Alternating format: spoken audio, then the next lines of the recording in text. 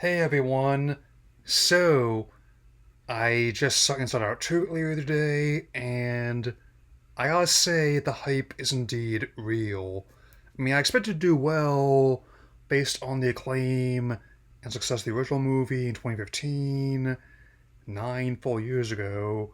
Oh, but I don't think anyone expected it to be to surpass its seniors her Madison surpasses seniors final tally in less than 2 weeks, which is really something.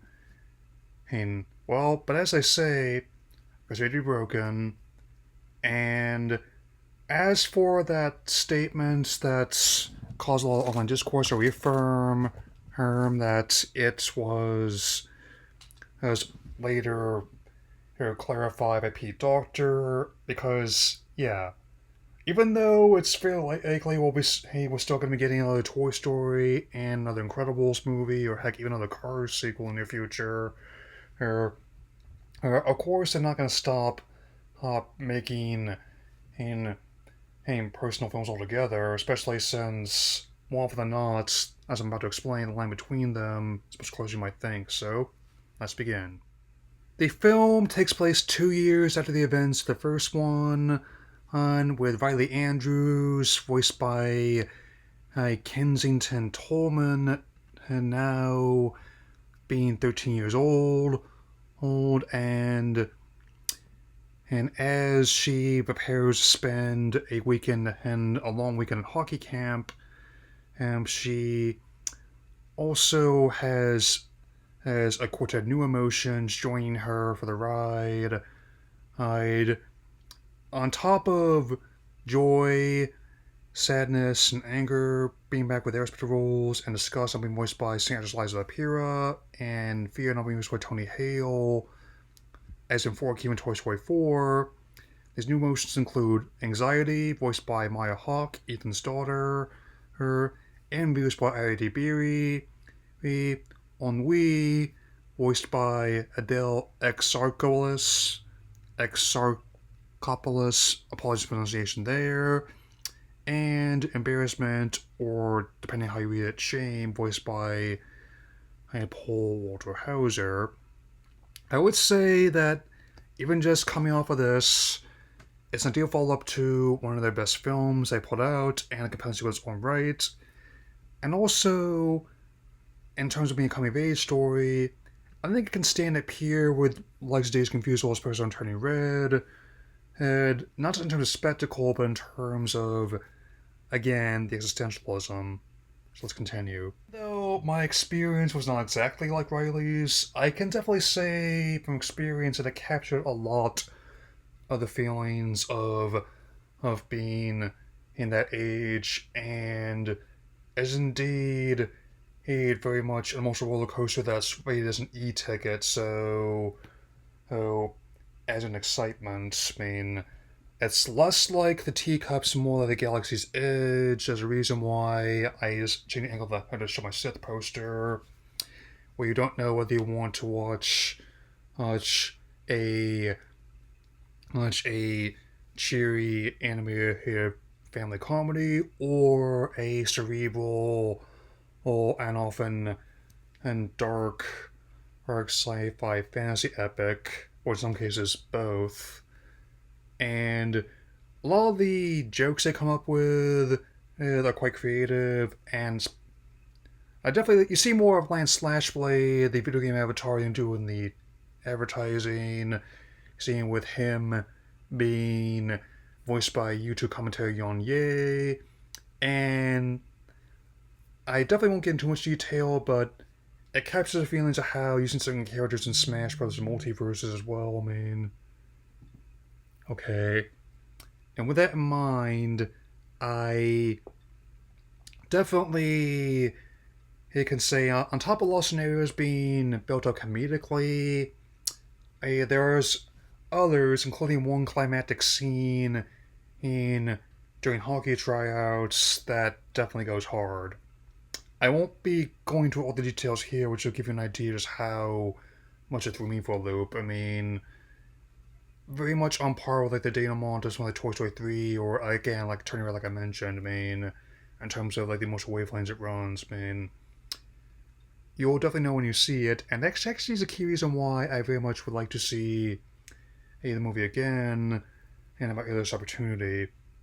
Just saying is all. As I've stated before, or as a lifelong fan of the studio and their work, there's definitely, whenever you give me a mix of humor and existentialism, odds are I'll definitely enjoy it. And while it's not quite in the same way they handled like subconscious scene in the first movie where they go through her and they dictate different stages of subconscious as they go through as well. I mean, the elements in there work in different ways. I mean, about the many different scenarios you have where you I can definitely see where a lot of inner machinations might want to have like almost like money plans something as Batman would for any potential scenario, ranging from like a faux pas of your music choices to who just being overly competitive in the rink, and but still it also applies as on a metafiction level as well. I mean, oh, and especially with my own experiences as with my multiple anxiety disorder diagnosis, like sometimes times the anxiety I feel before I start to do something is nothing compared to thrill when I pull it off. And that is definitely something for eager to talk about once again later in the year, here, whenever this movie comes online. Which, given how it's actually tracking similarly to both Super Mario and Barbie, last year in terms of staying power, or it'll probably be a while, most likely. Also, further compounds owns my belief that the road to recovery is a marathon, not a sprint. And I mean, and I still maintain that had stuff not gotten in the way, I would have seen the other theatrical releases theatrically. He, and given how I gather they're also playing encore presentations like throughout the year, or maybe I'll catch one of those. Who knows? And with that in mind, and I definitely am pleased to see exactly what I thought would happen between this and the recent fourth Bad Boys film, not just from last year with the strikes, but also how this decade has already had ups and downs because of the pandemic and everything like that. I mean, not everyone to believe me, but Gunscale is right. Road to recovery is a marathon, not a sprint. I mean, sometimes you can't expect to go right back in the swing of things, and it usually takes a while to reacclimate. It's been even factoring in me just coming back from going around how the going from crossing the ocean to Hawaii, and also going back again on Wednesday to see my father in California. uh, you would definitely have to consider this. I mean, not just the potential negative outcomes, but the potential positive outcomes as well. I mean, for example, I know this is also just showing off other stuff I brought back from the Huey. I never expected I would like all based on a goldfish cracker, but turns out I think trying this limited edition flavor, a regional one at that, was certainly a good choice. And who knows? Maybe other ones I'll be anticipating, eating, I'll enjoy, and maybe these other ones show the coming attractions I post on my community tab work. Maybe they won't. We shall see.